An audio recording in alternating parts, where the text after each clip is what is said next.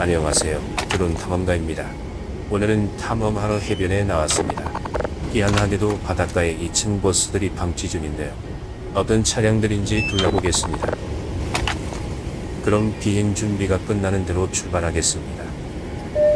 Communications online. 저는 주로 폐건물을 다니다 보니 이런 경치를 찍지는 않지만 오늘은 물도 맑고 유독 경치가 아름다워서 인근의 바위섬을 짧게 한 바퀴 돌아봤습니다.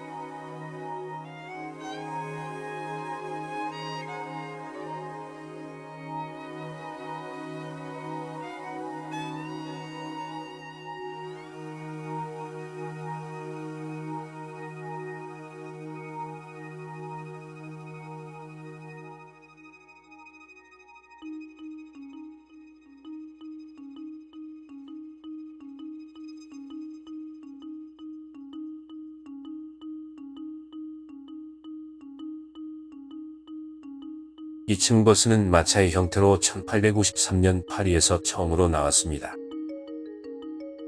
일반 버스보다 약 1.5배의 승객을 더 태울 수 있다는 것이 최대의 장점으로 출퇴근 때 지옥을 자랑하는 서울 경기 구간에 많이 운영되고 있는데요. 이 2층 버스들은 2017년에 도입된 차들로 독일의 만트럭 버스에서 생산되었습니다.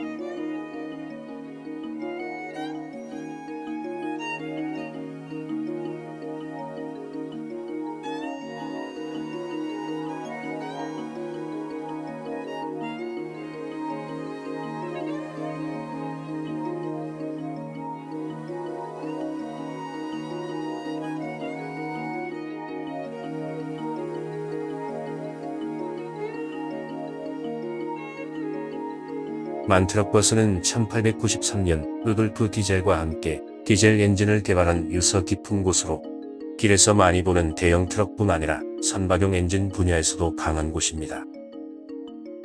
그렇다면 이렇게 유명한 브랜드의 차들이 어쩌다가 버려진 걸까요?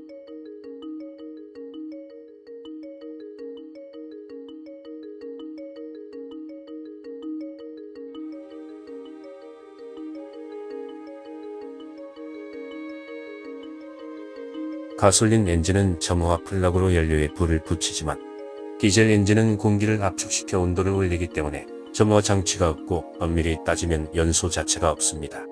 바로 이 차이점이 수많은 장점과 단점을 가져오는데요. 루돌프 디젤은 자신의 엔진을 서민들도 저렴하게 이용할 수 있기를 원했고 때문에 불이 잘 붙지 않는 저급한 기름으로도 작동하도록 설계했습니다.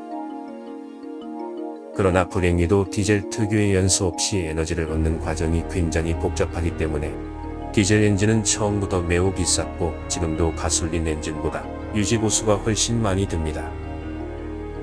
이 2층 버스들은 유로6 엔진이 들어가는데 이 엔진은 디젤 엔진 특유의 열압축 과정을 버티지 못하는 결함으로 유명합니다. 엔진이 압력을 견디지 못하고 엔진 오일이 터져나가는 일이 빈번하여 버스가 도로에서 갑자기 시동이 꺼지는 경우가 잦았습니다.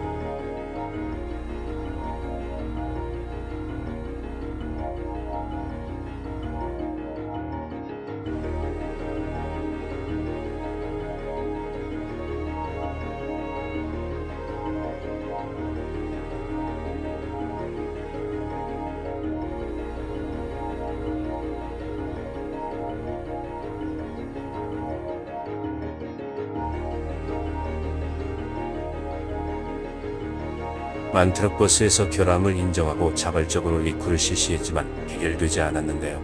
이 문제는 같은 엔진을 쓰는 트럭들도 마찬가지였고 250년이 넘는 역사가 무색하게 만들다 만찬하는 욕까지 먹으며 경기도는 1년에 거의 20억 원을 수리비로 지출하다가 결국 이 버스를 조기 폐차시키고 말았습니다.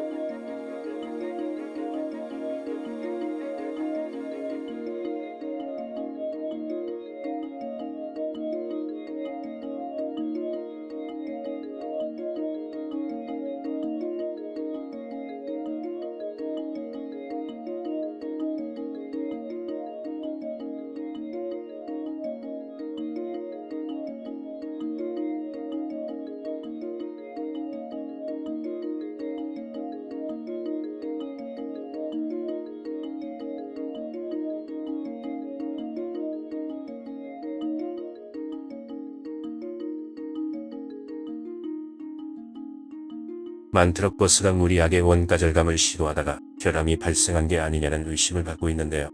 디젤 엔진은 뛰어난 연비와 강력한 힘 등 장점도 많지만 제대로 다루지 않으면 흑염룡이 풀려날 수 있다는 걸 보여줍니다. 저는 다음에 더 재미있는 장소로 돌아오겠습니다. 시청해주셔서 감사합니다.